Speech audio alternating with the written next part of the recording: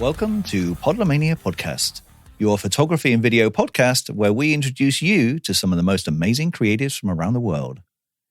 I'm your host, Wayne Johns, and I'm here, as always, with my good friend, buddy, and co-host, Jake Hicks, the man who just stepped out of a hair salon, but obviously has not. Yeah, I mean, we're coming up to a year without a haircut. It's getting pretty crazy over here. And to think, I guess you can see us on screen. Obviously, our listeners can't see this, but Jake's hair was that short when he started a year ago. Yeah. It's been a while, mate, hasn't it?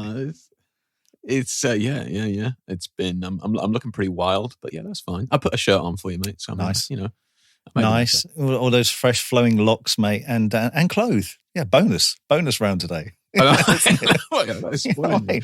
I mean, if you get. How are you doing anyway? How are you doing? I know you've been a bit poorly. Yeah, so. been poorly for too long for comfort. Yeah, since before. Well, just after Christmas. Yeah, it's been a long haul, man. It's a month and a half now, almost. Yeah, painful. Still not out of the woods yet, but yeah, getting better every day. Yeah, we won't bore the listeners with that. And, if they only heard the raw audio where I coughed my lungs out before the show, then it would be a glorious picture we have. Yeah, I didn't want to think you were chain smoking cigars over there. It's all these answer phone voicemail recordings I've got to do for people and all these 0898 numbers. That's true. I forgot that. New Year's brought a new business, voiceover work. Well, we've got a good one today, mate, haven't we? We've got a double episode today. So just to let you know, folks, before we get into it, this is episode 41. This is part 1. And episode 42 will be the second section of this one. So don't forget to tune into that one as well. It's going to be... Yeah, it should be a good one. Going to be in depth and deep. I mean, our guest, we're going to be talking with John Huet today, sort of a well-renowned photographer who's mainly known for his sort of sports and action photography, really, isn't it? But look at the portfolio. That is definitely huge majority of it. Huge majority. Sure get into that. But yeah, so that's going to be really interesting. So really looking forward to diving into this. There'll be some good takeaways from this for our listeners, I think. And just before we get into that, I just want to remind our listeners that, remember, you can subscribe to us on all your favorite podcast channels. We're over on all the big ones and about 35 others on top of that. And we go out in over 36 countries as well. And remember, if you think that our show is worth it and you want us to keep bringing you all these amazing guests and you want to keep the lights on at Podlomania Towers, as Jake likes to put it, then you can go over to podlomania.com/donate. And if you think we're worth it, you can sort of donate $1, buy us a coffee. If you're enjoying your show. That's a small coffee.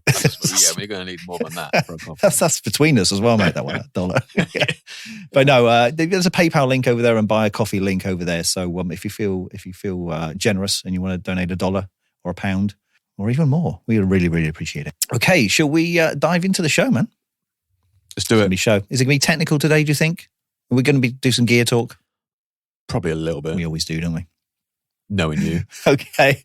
Well, let's get into it then. Welcome to episode 41, everybody. And today we're going to talk with John Huet, one of the most acclaimed sports and action photographers of our age, whose career has spanned over 30 years.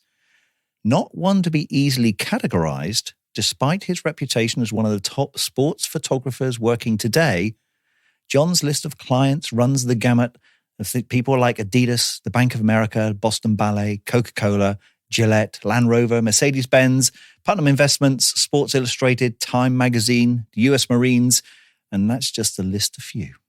I think we could go on all day with those, Jake, don't you? That list is just on and on and on. Let's look at the site. Yeah, there's a lot there. He's published several books of his Olympic photographs, as well as a book of personal work called Soul of the Game.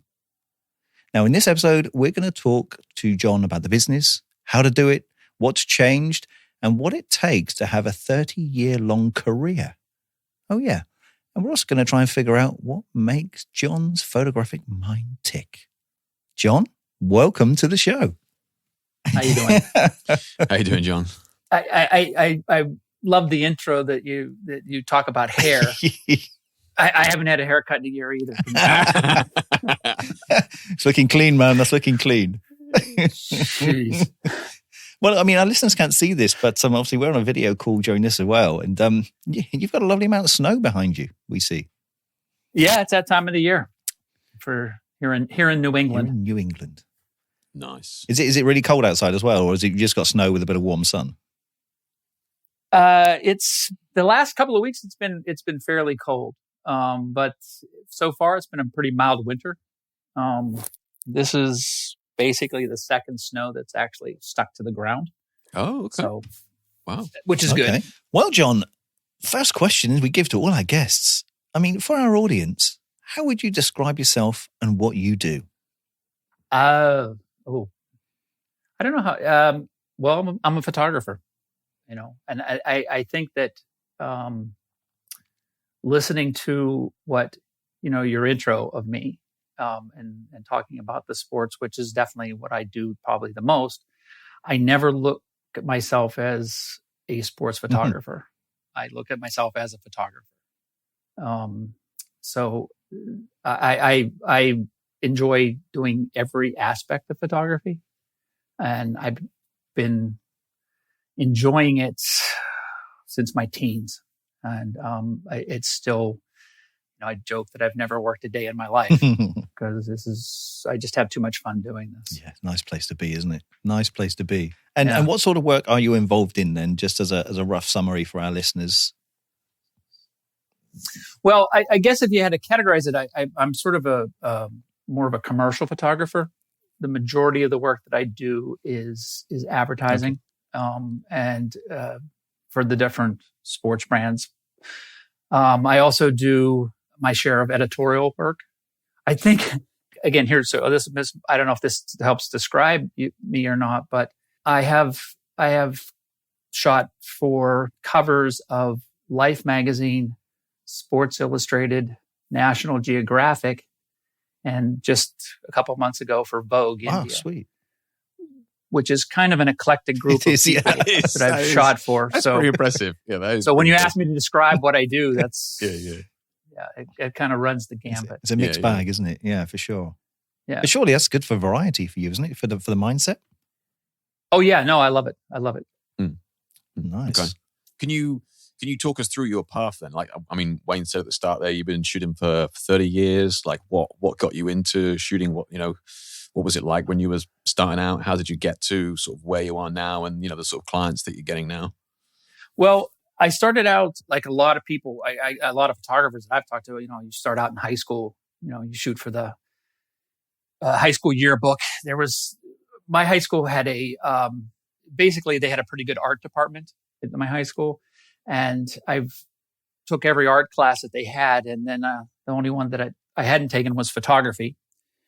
And I enjoyed that so much that it was one of those elective classes that was sort of like the what we call here the basket weaving class for the football team.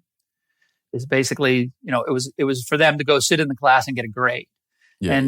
So it ended up being that I would be taking all these pictures and I would print them all out. Then I'd hand them out to the students before they walked into class. So when we had the pictures up on the wall for the critique, they would be all my photos, right? But assigned to different kids who, so everybody got a grade because of the photos I took. Wow. Okay. And so the teacher had to know because I was the only one who ever went in the dark room. Right. So then I wasn't sure what I was going to do, for a living. And then sort of, I never was thinking I was going to go to college or anything like that. But then, you get out of school and I had two older brothers who were in college and I would go visit them. And, I went on the weekends and, there was nothing but parties and girls. And I'm like, nobody told me this is what college is like. It's like, I got to do this. So the only thing that I could think of that I could actually, get into a school was photography. And I figured that, there was a guy in the town that I lived in who was sort of the local photographer who did all the, yearbook pictures and the wedding photography and he drove a Corvette. I'm like, okay, so he makes a lot of money. So maybe I'll be a photographer. So I went to the Art Institute of Fort Lauderdale in Florida and my second semester there, I did the semester abroad. Basically, it was a 6-month program to come to Europe. Started in London and traveled all through Europe. And then we ended up in Florence for the bulk of the learning. Hang on a second. So you go away to college you're at now, right? How old are you now? When you do this point, I'm just 18. And you're off for 6 months around Europe. It was part of the school. Cool. And the crazy thing, What? the crazy thing is, it was What the hell? it was like an extra $2,000 for the whole time. Wow. Because I remember I had to try to talk my dad into, signing me up for this. And Going for 6 months though to do something that's crazy. Oh, it was awesome. And then Jesus, man. it was the first time that I actually was doing photography every day. And that was the only thing that I was focusing on. Because for that, my first semester in school, I'm in school and I'm working 2 jobs to pay for things and stuff like that. So it was just, this is where I started to focus. And then when I got back, I had to print a portfolio for my grade for that time. I was in the darkroom, and I remember this like it was yesterday. I was in the darkroom, and a print was coming up in the developer, and it was the first time that I sort of consciously thought of what I want to shoot, thought of how I wanted it to look, went and shot it and developed it, and it came up exactly the way it was in my mind. Sweet. Yeah, okay. Nice. Yeah. And it was right there. I literally said to myself, I'm going to do this the rest of my life. This is just exactly what I want to do. Nice. Okay. So that started me. And then I came to, I got out of school. I graduated with all these like best portfolio and academic achievement awards and everything like that. And I went out and started pushing my wear. I grew up in Pittsburgh, Pennsylvania, and I went back and started showing my portfolio around to the different agencies and magazines and stuff that were there. And basically, they kind of laughed at me. Like, yeah, this is a really nice student portfolio. No, we're not going to give you that job. It's like, Okay. And I got really disillusioned with the whole idea of it.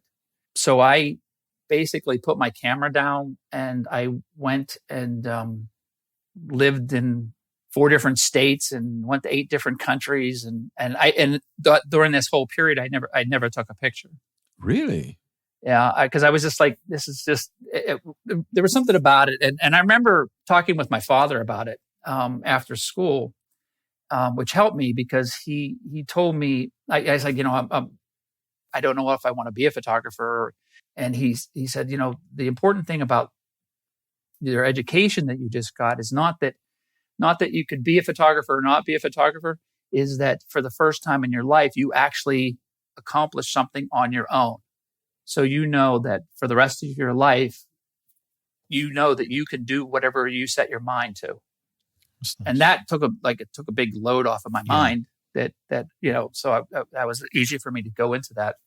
Then at the end of the year, I set up a couple of appointments in New York to go and talk to some photographers about assisting.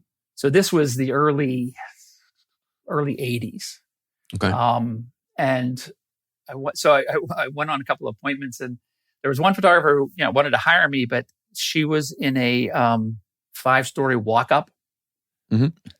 And I had to like crawl over like people sleeping in the stairs sort of Oh, thing. okay. Gotcha. And I'm thinking like, okay, I'm going to have to carry her equipment up and down these steps. Oh, man. It's like, it just doesn't, So anyway, so I after that, I kind of like drove out of New York, and I was planned to come up to Boston to hook up with some friends that I had met in college, or who I was in college with.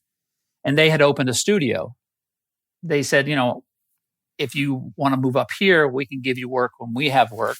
You can assist us, and if you like it. And I had nothing else to do, so I said, okay, well, I'll move to Boston for a couple years. I'll give it a couple years, see if I like it, and if I don't, I'll move someplace else. And that's almost 40 years now that I've been here. Wow. Right.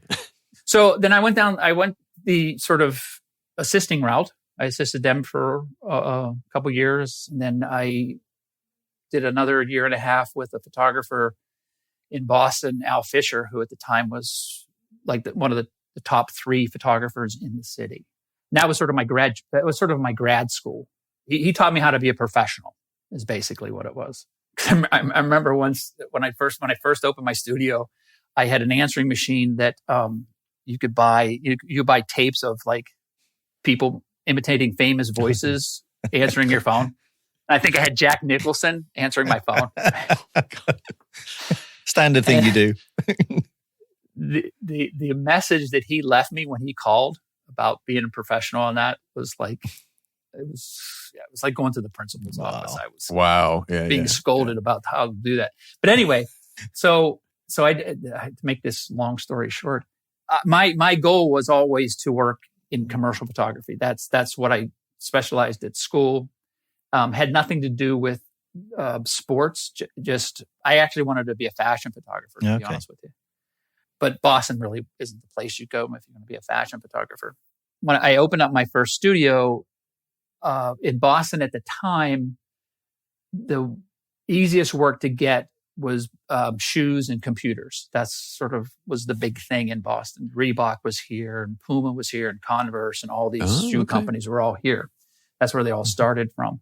So I did a lot of shooting of just product shots, shoes on white backgrounds, computer parts on white backgrounds, because there's a lot of computer companies here too. This is before Silicon Valley really took off. Mm-hmm. Some of that stuff, that was my first year, and some of that stuff won awards, and it wasn't because of the photography. It was because of the ad campaigns. The copy on it was always really good. Gotcha. So that sort of kind of got my name in it, and then I started working for. I was doing some editorial work, basically the same kind of stuff for a magazine called Ultrasport, which was a magazine for triathletes. I was working basic with one of the assistant editors and photo editors, and never sort of got any big assignments or anything from them. I just, again, shooting a shoe on a background. This is the new running gear. This is the new this thing.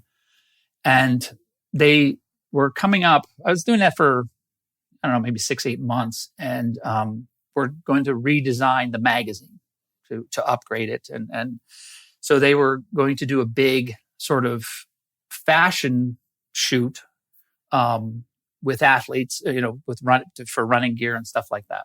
So I made an appointment to go see the head photo editor and the magazine editor to see if I could plead my case, to see if I could get nice. to do that, to do that gig, job, yeah. right? Yeah. And so it was in August, as I remember correctly, and it was a Thursday afternoon.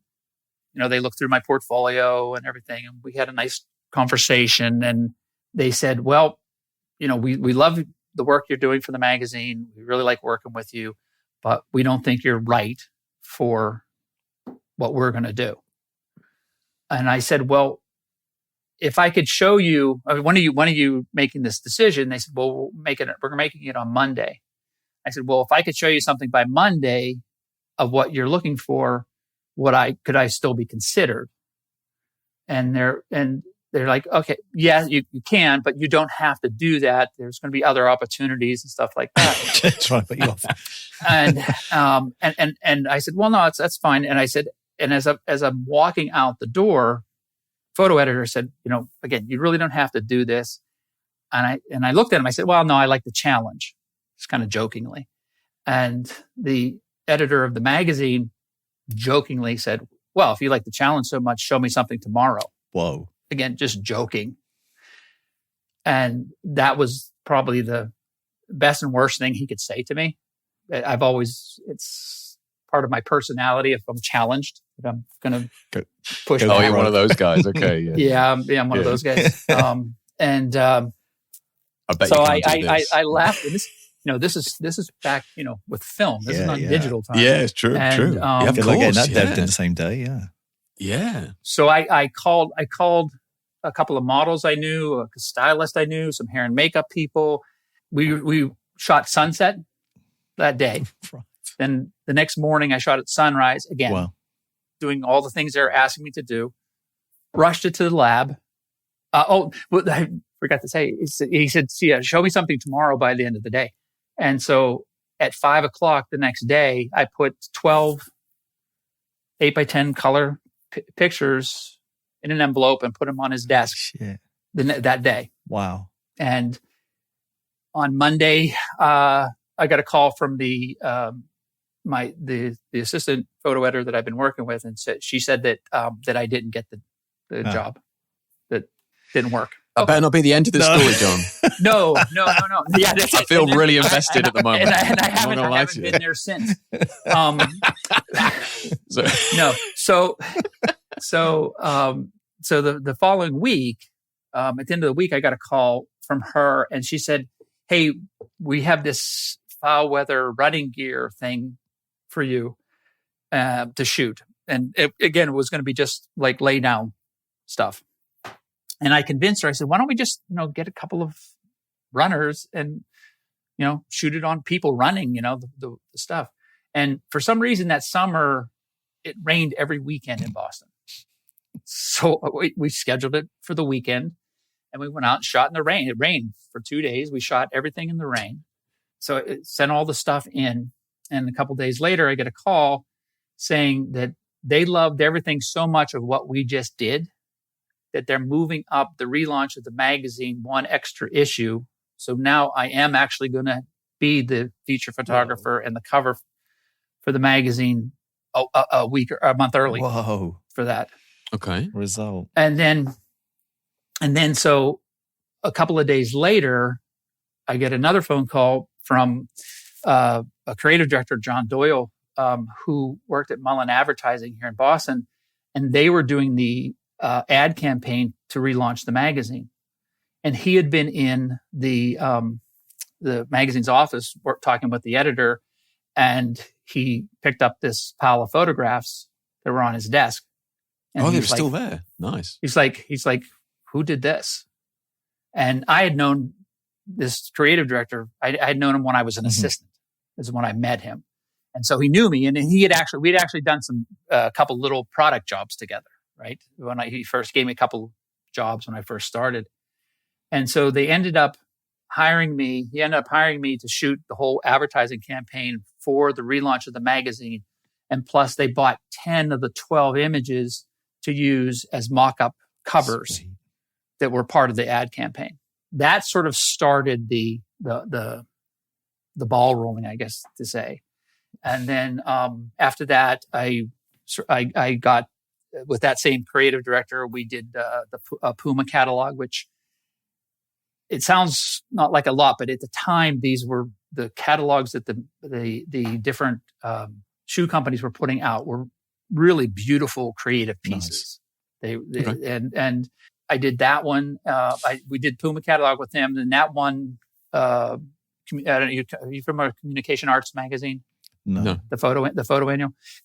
In the U.S. in the advertising industry, Communication Arts is like the Academy Awards of the award books. Okay. And being in the photo annual was like you made it. Okay. It's like it's a stamp of approval in the advertising world. Okay. Yeah. I get that. Yeah. And so that stuff got in, and then I started doing some work with another creative that I had met when I was an assistant. His name Mark Kent. He was sort of like the one-man show for Reebok for all their internal stuff. Right. So we convinced them to have me shoot their catalogs. Snowballing. So it's again the catalog, the person who shot the catalog before me was Herb Ritz. Okay. Oh, good footsteps to follow. And, yeah. I mean, like I said, these things were really, really well done. Wow. But then I convinced Reebok, because the thing that Herb Ritz does was beautiful, but he used models and dancers as for athletes. And so I convinced them, Reebok, I said, you should use actual athletes. Like, we'll go out and cast actual runners and fitness people and basketball players and all this sort of stuff that we need. That sort of started the whole sort of finding real athletes and working with athletes as as opposed to models. Things. Up until then, I only shot models too. That's interesting, yeah, because I suppose we take that for granted now, but you are right. There was definitely a period where it was like, no, we're doing a photo shoot, so we need a model. Yeah. And, regardless of whether they're wearing sports shoes or not, we need a model to model the sports shoes. They don't. You're right. We didn't used to use the actual athletes because they weren't models. I'd forgotten that it was like that. That's crazy. Yeah. And also not actually having them move. It was all quite static, wasn't it? Thing. Yeah. Right. It was like you'd get if there was a professional, basketball player or something, it was just them standing there. It was never them actually dribbling a ball or dunking or doing anything like that. Always static. Yeah, that is crazy. Crazy. So once when your career was taking off then, or even before then, who were your influences when you started out? Your influences then, did that help steer your initial direction into sports photography? No, again, sports photography was never something that I consciously thought about. I have two older brothers who both work in live sports television. And my oldest brother is a producer, and one of his first jobs when he was starting out was producing the Penn State Football Network. And I was always a big Penn State football fan. And so every once in a while, he would get me a press pass to go and shoot the games. And I was only doing it because I actually wanted to be on the field and watch the games, sort of thing. Yeah. Actually the very first game I ever did, you're mixed in with these professional sports photographers who are like, they're awesome. And what they do just amazes me. And, and I'm just this kid, I'm standing there and I'm watching this one play where they're coming around and they're like coming like towards me, like straight towards me. And I'm thinking, this is awesome. I'm getting these great shots. And this is all, this is all manual focus. Yeah, this is all manual focus and manual, True flick skill. the finger, flick the finger, right? Man's with skills. And sort of out of my peripheral vision, the two photographers who were beside me sort of moved away from me. And then the next thing I know, I'm laying on the ground with 4 football players on top of me. My camera body's like over here. The lens is over there. And all these guys are just laughing their asses off. They knew what was coming. I just think it's the funniest thing. It's like, okay, that's my baptism to live sports. But it was so sports just sort of evolved. Yeah. And because I was very interested in sports in general, it was something that I felt natural about. And then again, everything sort of progressed from there. So who were your influences then when you sort of started out? Who did you sort of look up to or look at their work and go, yeah, that's nice? And, how did that sort of have an impression on you? Well, I think that when I worked for the photographer in Boston, Al Fisher, he opened up a whole world of different photographers to me. Okay. Obviously the sort of first influences were sort of the Life magazine photographers because we had all those issues. I grew up looking at all those things. Alfred Eisenstadt was somebody who I just thought was amazing, and Margaret Bork White and basically the whole staff of Life magazine. One day when I was working for Al, I came into the studio and he had been in New York that weekend, and he opened up 3 platinum Irving pen prints that he had just purchased. Whoa. I was so blown away by these images that it was like, I just never knew you could take a photograph of that quality. Gotcha. And so Irving what was pen it became, about it then that struck you? Well, it was like, I always like, I've loved being in the darkroom. I love printing. I love black and white, but the depth of these platinum prints, it's something when you hold this in your hand and it's how big are these prints? These ones were probably 2 by 2, so 2 feet by 2 feet. I mean, a little bigger. Okay. Decent size. Yeah, they were pretty. They're decent sized prints, and they're printed and they're printed and attached to metal plates, and it was just like this. It's hard to describe it, but to some of our listeners that may not know what that platinum print is, it's definitely worth looking up because it is a very unique look that we just don't see anymore because we just see everything digitized. Yeah, like it's so rare that we even see proper prints anymore. And just as a tangent, like, you know, anytime you go to an exhibition, you really get up close to some of these images, because you just like, we just don't see quality like that at the moment, you know, because everything is digitized. Like you can zoom in, but it's not the same as being in front of something that has that quality that really sort of draws you in. So it's got a unique depth to it, hasn't it? For sure. Yeah. Well, I think too that I mean, my take on sort of the digital film debate is that the only thing that's really that to me it's different is that the cameras that you use for film, they don't make a digital version of that. So the lenses and that stuff that were used years ago, unless you can adapt them somehow, that's where I think some of the magic is in lost. The glass. Mm-hmm. Yeah. I mean, I love digital. Yeah. Don't get me wrong, but I think that's where some of it is lacking now. So anyway, but then also, you know, people like Avedon. Okay. I was always fascinated by his stuff. I got a whole bookshelf over there. I should just look. We got loads of them. But you know, the basic traditional sort of photographers. Yeah. Okay. Yeah. We know. But also, sports wise, you know, Walter Yost, who's probably considered the greatest sports photographer ever. Right. Okay. You know, I always joke with him that, you know, ask him when he's going to retire so we can all bump up one notch. Nice. Yeah. A nice way to put it. Yeah. Polite way of asking. We spoke earlier on about your diversity as well. Like you keep saying you're not a sports shooter and that sort of thing. As you say, you got, you know, front covers for Vogue and Sports Illustrated, Nat Geo, and that's. But I mean, the one thing I suppose is the running theme throughout all of your images is the fact that you know you're always photographing people, right? So, what is your mindset when you lift your camera up to, you know, shoot these people? Like, are you just spraying and praying, or is there a specific thing that you're chasing? Well, no, I think because again, I don't do a lot of spraying and praying because that's where I started. Wasn't that? And then I started. It's expensive to do it. 30 years ago. Yeah. Well, film. I used to joke when we were shooting film. We were shooting film for jobs that a 36 roll thing we would bill that at basically $36. So every time I pressed the button, it was $1. Yeah. It's like dollar. But anyway, I think that what I think it's important to me is that if I'm shooting a portrait is to sort of get the person as easy as possible in the short amount of time that I have. I try to, you know, figure out something about them, or if it's somebody who's a famous athlete or something like that, read up about other interests other than just the sport.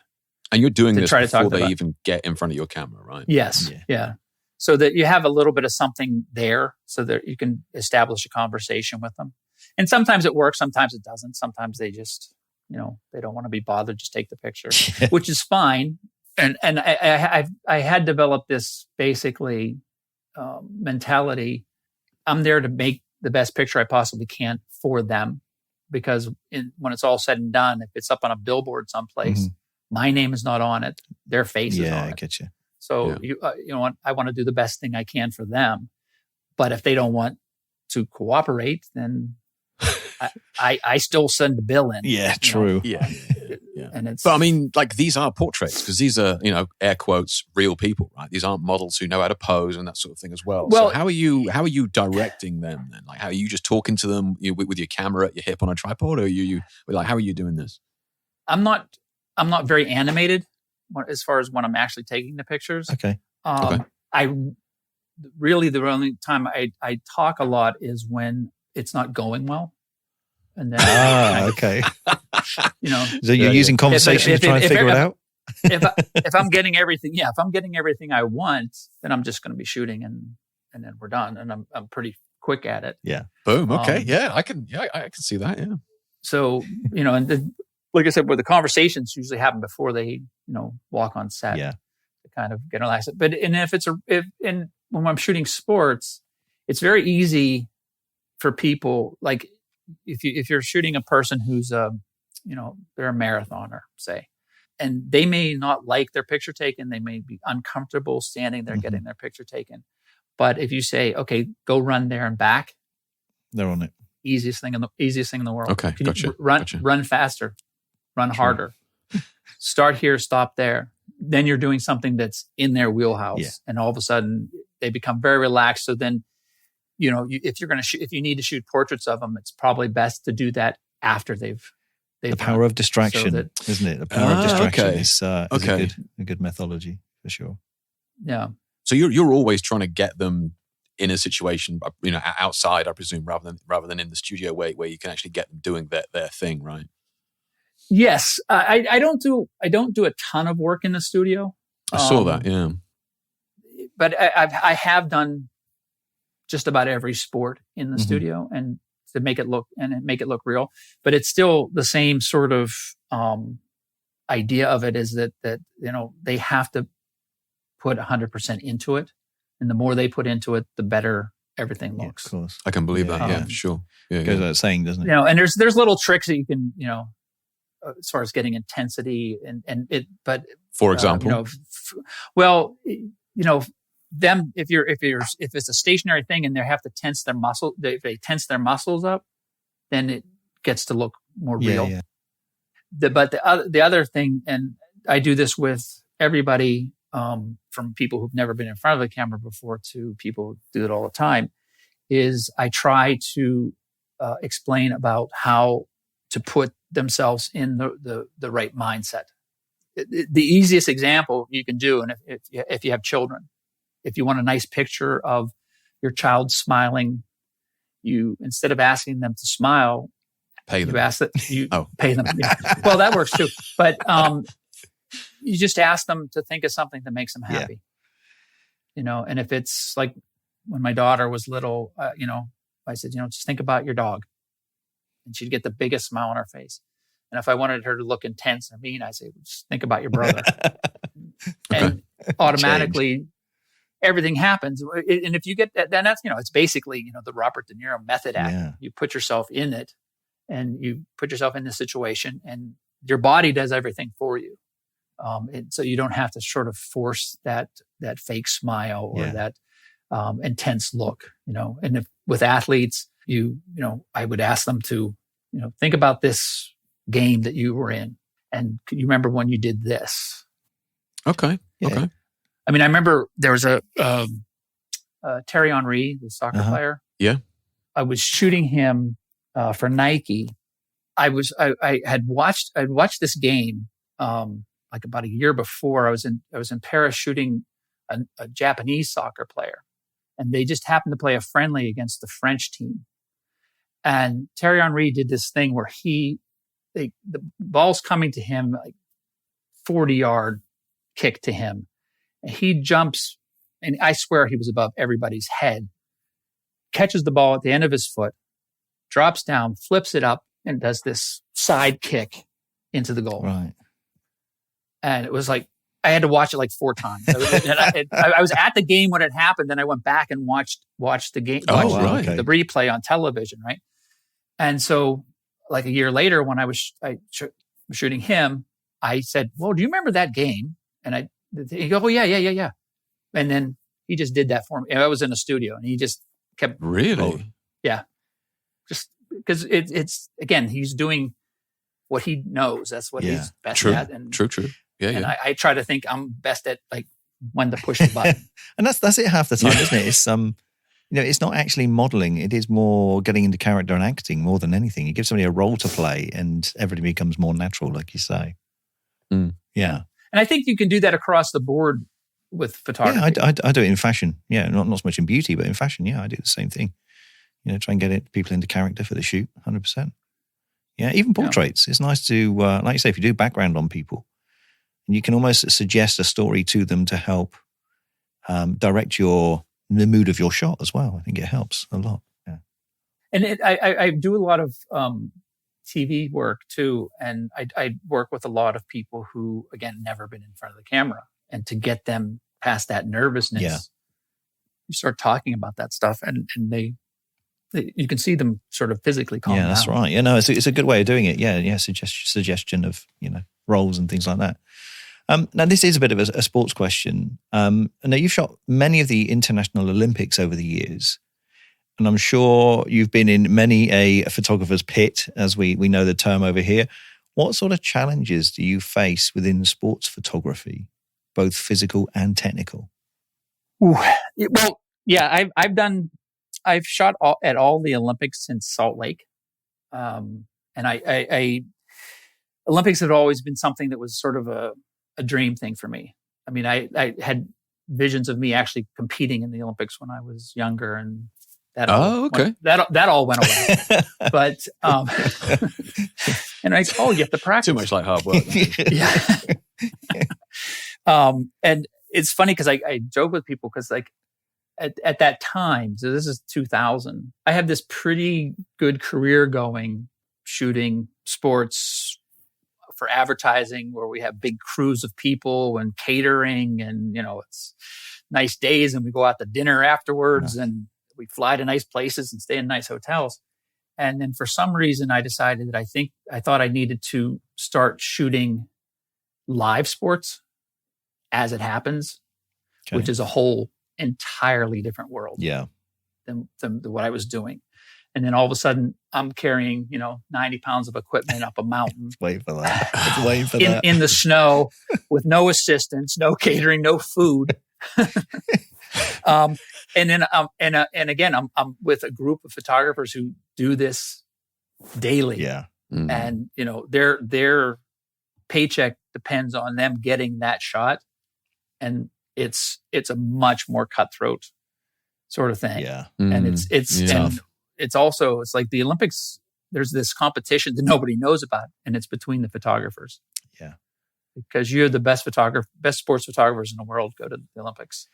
And seeing, just there is that, like, everybody wants to get that shot. Yeah, of course. And you can go and have like what you think is your best day you've had. Then you walk into the photo room, photo media room, and there's 300 photographers on laptops, and you just walk by and you're like, oh my God, when did that happen? How did I miss that? I was standing beside this guy. Right. Yeah. And you're like, all of a sudden you just had the worst day, So, and photographers in general, we complain more about the shots that we didn't get than the ones we had. Sure. True. Yeah. True. Thankfully, nobody knows what they missed. Yeah. So, yeah. Are you guys being is there a lot of camaraderie, or is there a little bit of like, oh, I can't remember where I hid your battery, or like, there's no funny business going on, is there? Well, there's not like that necessarily, but if something's happening and that sort of scrum is going, it's every man for himself. It's every man for himself. Yeah, I mean, and I'm a big guy, and I've been pushed around and pushed out, and I had at the Beijing Olympics, I was shooting the 50K walk race, which is like the most grueling race at the Olympics, and it's not covered that much. And so 50K walk race, what the hell? Oh yeah, it's like 90 degrees outside. These guys, the finish is. I was at the finish, and there's not a lot of people. They're in the stadium, and they have to do a lap around the stadium before they come across the finish line. Right? How long does that take? Sorry, 50K to walk that. It's a couple of hours. It's like a marathon. A couple of hours. Only a couple of hours? What? No. Yeah, it's a couple of days. That's a fast walk. No. Yeah, it's long. It's long and it's grueling, and it may be more than that. It would take me about a week, I should think. But anyway, yeah. Sorry. Yeah. Yeah, to be fair, Jake, you got to leave the house first, mate. Yeah, I mean, we'll get onto that in a minute. But yeah. So I'm there, and I sort of credential I have allows me to get to certain places that sort of some other photographers might not be able to get to. Yeah. Because I'm working for the IOC. And so I'm in this position, and there's no one within 30 feet of me in any direction, right? Wow. And so it's like a big open air. It's a big stadium, right? And so the guy who's winning the race is an Italian, and there's a group of people off to my side who are all speaking Italian, and in the middle of them, there's this older gentleman, and everybody is like, congratulating him. So my thought is, okay, this is the guy's family, and that's his father. Just making this assumption, right? So I'm like, okay, well, I want to get that embrace finish line, just want a gold medal shot. I've got it all in my mind, exactly what I'm going to do. The Italian athlete comes across the finish line. He crosses himself, does his prayer. And then this group of people are screaming for him, and he's walking right over to him. And they're just about to have that big embrace, right? And I'm just waiting. And all of a sudden, my camera goes blank. This is black in front of my camera lens. And I pull the camera down, and there's another photographer standing directly in front of me, taking the picture that I was. Now, he could have stood beside me and got the exact same picture. But standing in front of me means he got the picture and I didn't. Which, a rather large argument ensued after that. He feigned that he didn't speak any English. So, oh wow, yeah. So that can happen. But for the most part, it is sort of a family affair. There's You get to see guys every 2 years that you haven't seen, and it's fun to catch up. But you also don't have.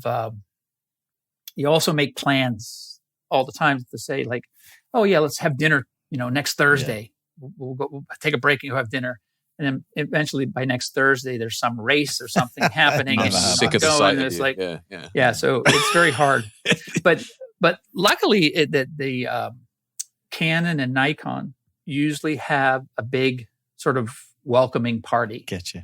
A couple of days before opening ceremonies. They do great job. I mean, time to mingle. Food and drink for a bunch of photographers who, are on very limited budgets. It's pretty nice. Everybody loves a bit of hospitality, that's don't they? For sure. Yeah. Thank God there's those two companies competing with each other. Yeah. If one of them goes, then the other one will just give up. Yeah.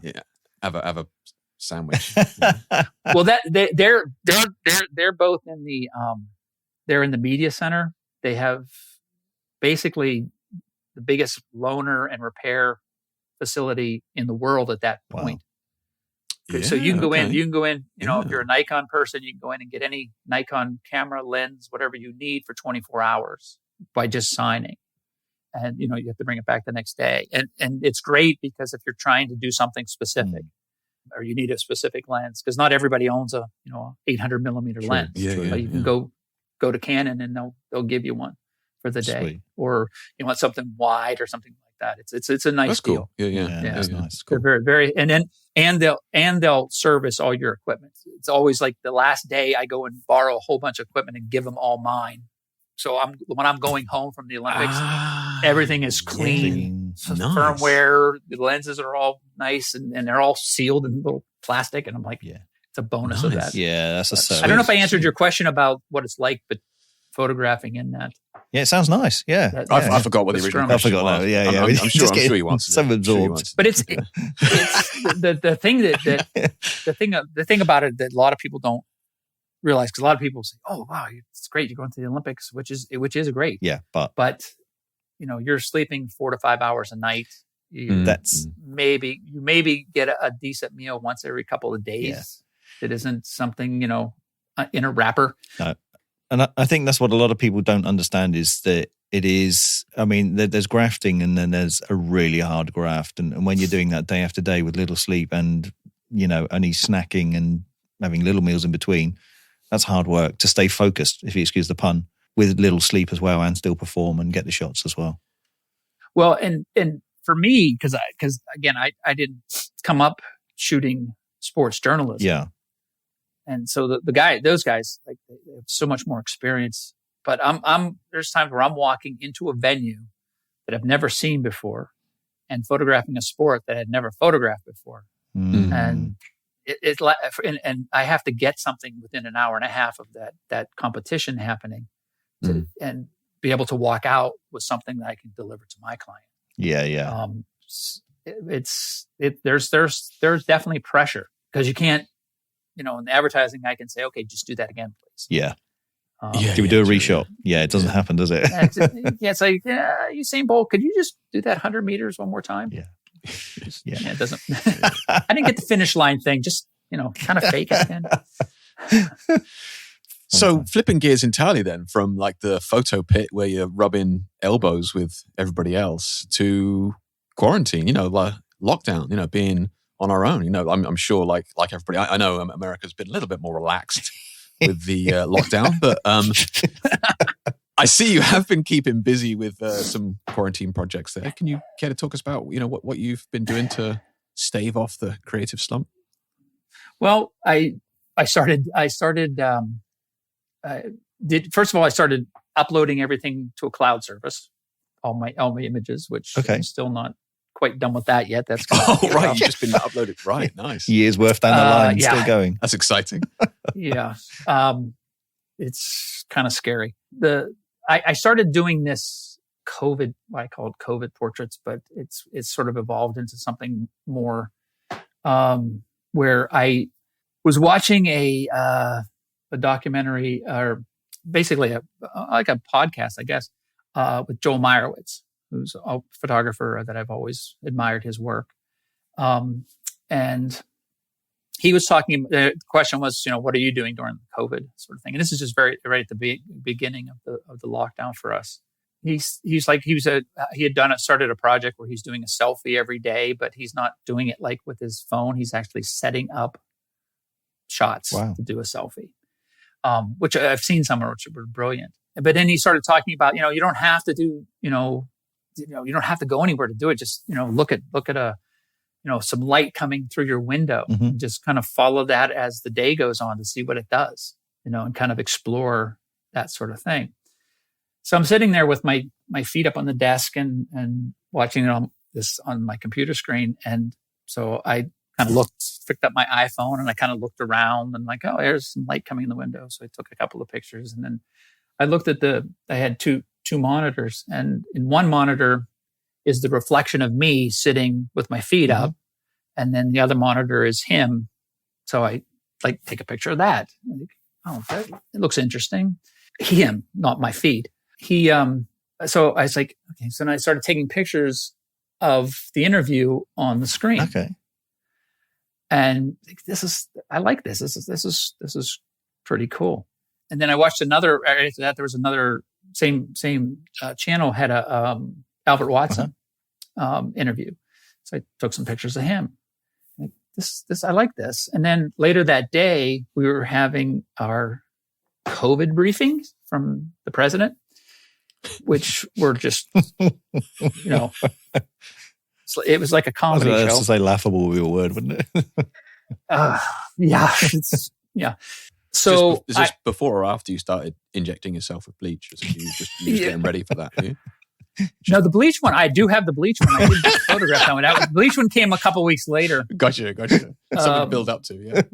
But I did get the one in one of the shots where Dr. Fauci, the guy who's head of our medical response, the president had said something, and he just went like this, put his hand to his forehead, and kind of like that.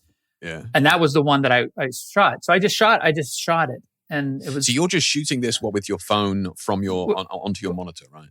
As it's happening live. Okay. Gotcha. And just, one shot at a time. I'm not pausing the screen or anything. I just started shooting that. Gotcha.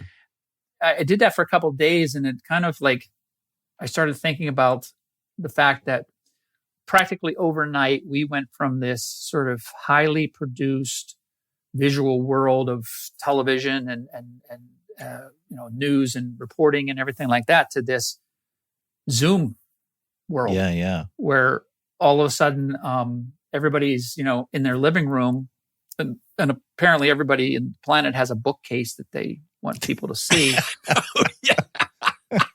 And they, no hair, no makeup. They're using their phone most likely to produce the video. The light on the back of their phone is their lighting. And this is Oprah Winfrey. This is, big stars are all of a sudden, they don't have their hair and makeup people and everything else. Yeah, true.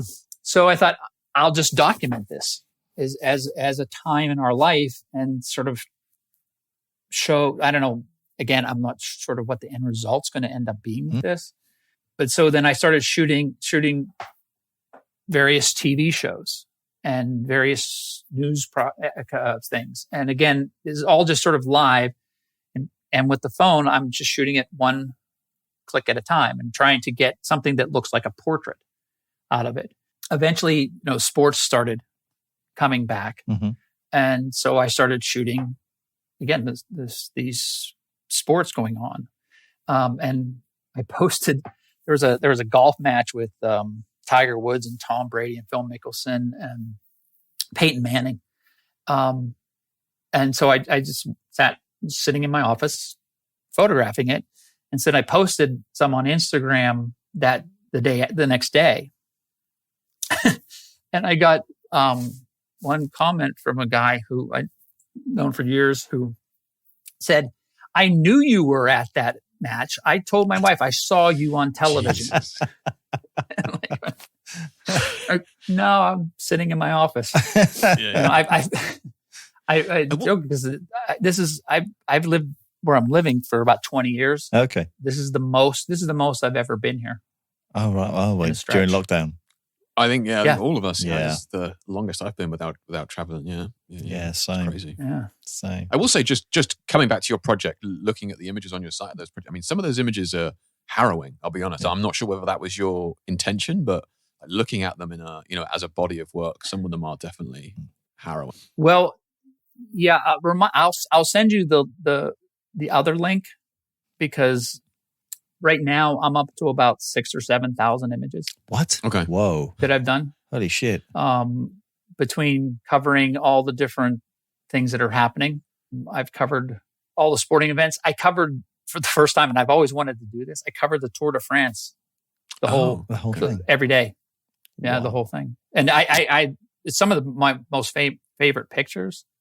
But again, I don't know. I don't even know if I can qualify them as pictures because I'm shooting from a video, but I'm shooting with my iPhone, and I don't do anything with them. I shoot them, and basically I process them through Capture One just to produce a TIFF file.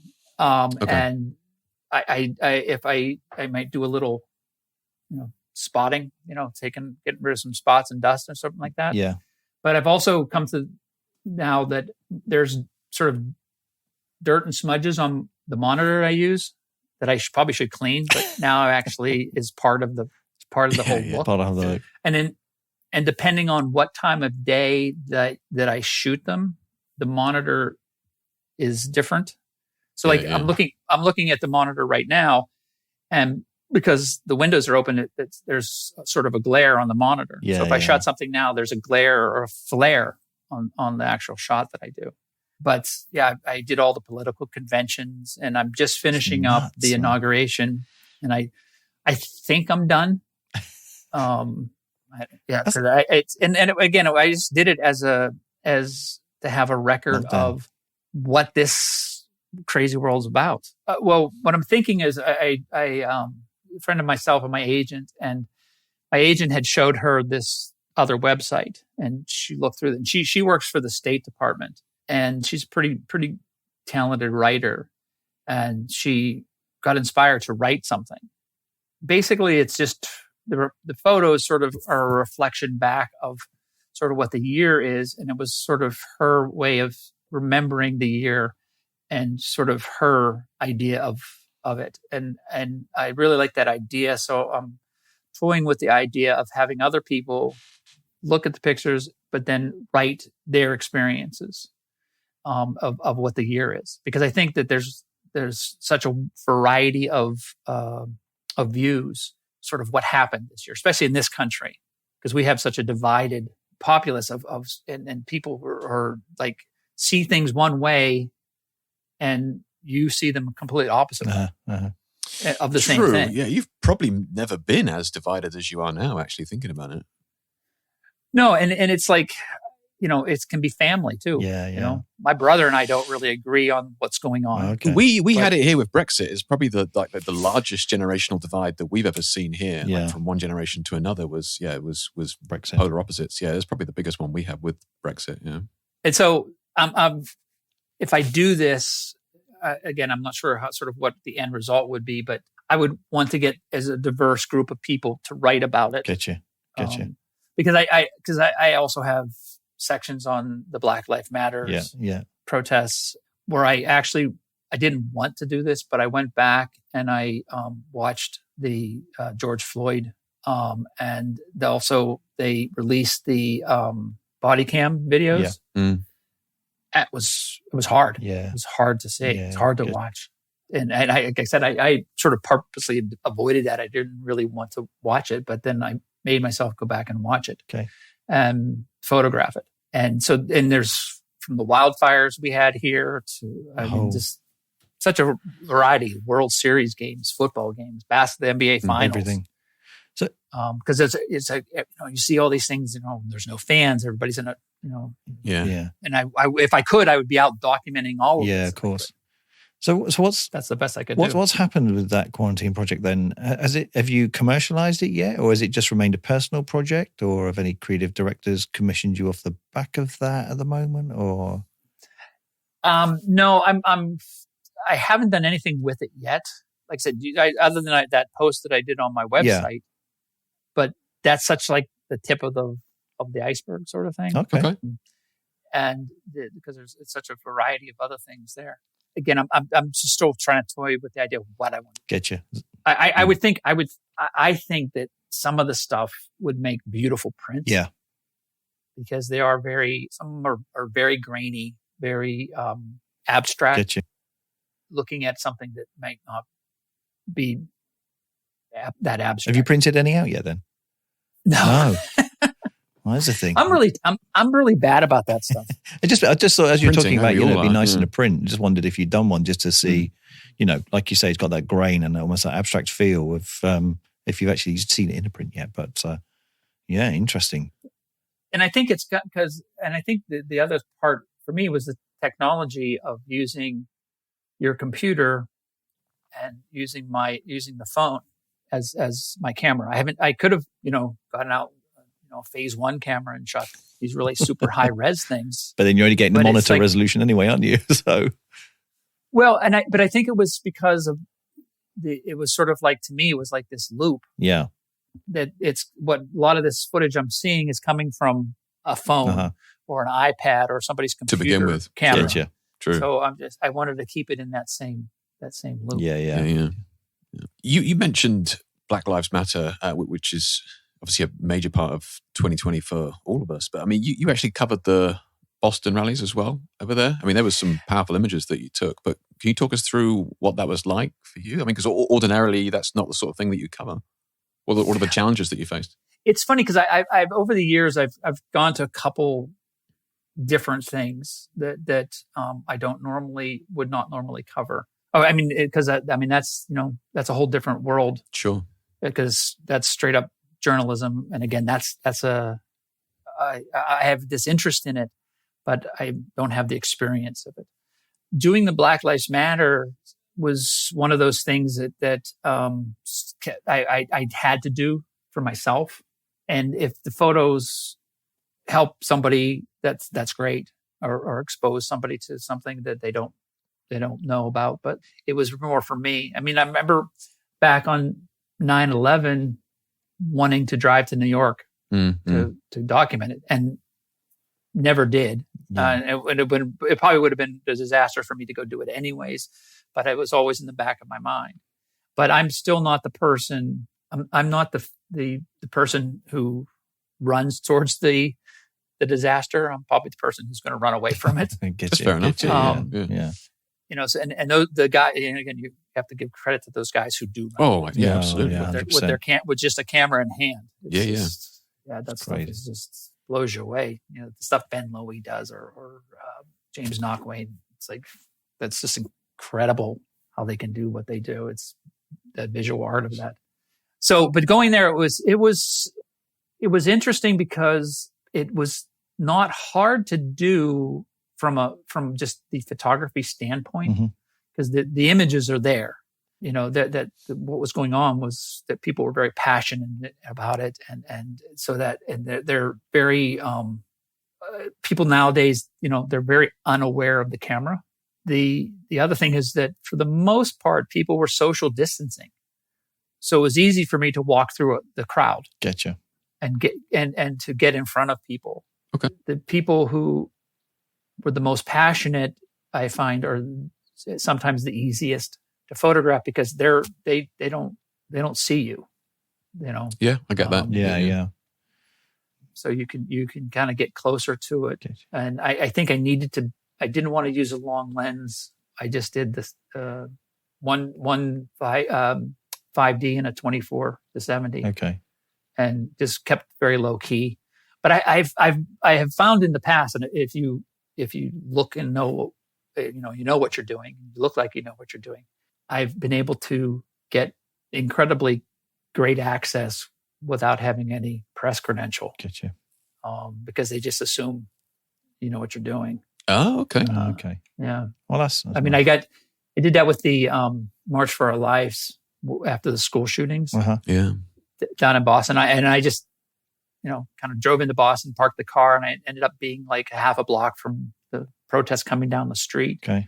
And I just jumped in the middle of it. Wow. And they were pushing everybody out, the other people out of the way, but the police never said anything to me. And I ended up basically on stage Wow. Okay. with that. So it's just, I guess it's just that being self-assured of what you want to do. And being respectful too, because this is a very emotional thing for everybody. And if you respect them and you respect the police, and you should be able to get good images. And they get respect. But you have to go do it. Yeah. That's like it. And if you're going to do it, get in the middle. You've got to commit, haven't you? Yeah, indeed. Yeah. Well, on a more of a lighter note, and obviously nothing nowhere near so serious, I'd just like to jump over to another piece of your work, a particular series on your site, actually, which is quite different to your other work, and that's the Nihao project that you did. Because visually, I mean, that is bright and strong and striking, and it just has a massive impact for completely different reasons, just more visual appearance.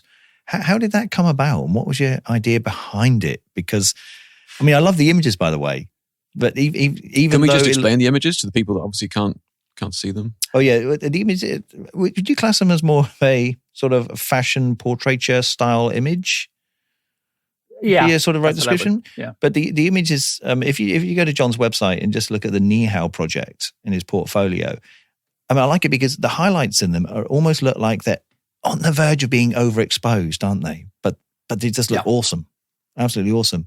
So yeah, how did that come about? What was your idea behind it? Because it's completely different to your sports work.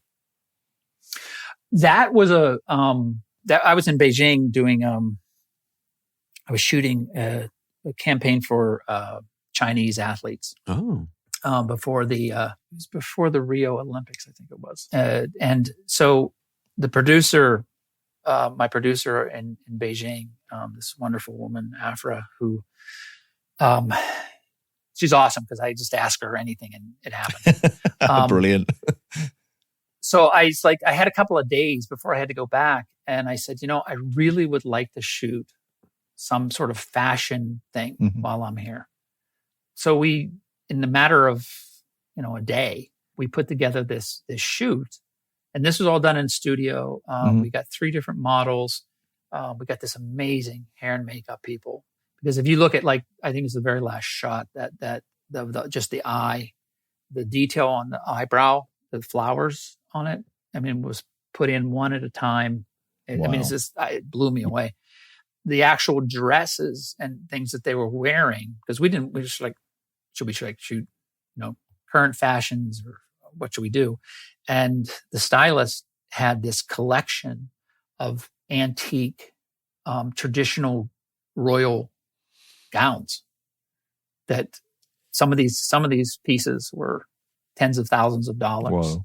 Handmade, stitched silk that was just unbelievable. And there's some of the ones that were like this, they were very traditional, sort of very heavy outfits. And then the others were these very light silk that it would run across your hand. You could barely feel it. It was just so precious. Wow. And we just spent a day in the studio basically having fun. And it was just something that I had wanted to do. And that's sort of how it came about. I wish there was probably a better story. Well, everybody in this, I get a lot of this where people ask about personal work. Yeah. What do you do for your personal work? And I just never kind of wrap my head around that concept of personal work, because to me, everything I do is personal. True. So if I'm shooting I go out in the yard and shoot a picture of a tree, I don't really treat that any differently than I'm going to go shoot an advertising campaign that's, costing millions. It's all personal to me, because at the end of the day, that photo to me is a personal thing from me. Gotcha. And I want it to be as the quality of it to be as good as it's possibly could be. Get you. And so and if somebody doesn't like it, even though they paid me for it, but they don't like it, then I take that personally. Yeah, it makes sense. Yeah, sure. Yeah. No, interesting images. So just anybody that's interested in this, go over and have a look. Yeah, very, very striking. I think very, very striking is art pieces personally, but yeah. Yeah, and yeah, they're on my list of doing something with them. The man with a lot of lists. Well, to our very good listeners, this is the end of part 1 of this episode 41. So we're going to go and dive straight into part 2 now. That'll be episode 42. Make sure you don't miss out on the second part, because we've got some great questions and great information from John coming over. And we hope you enjoy that one as much as you did the first one.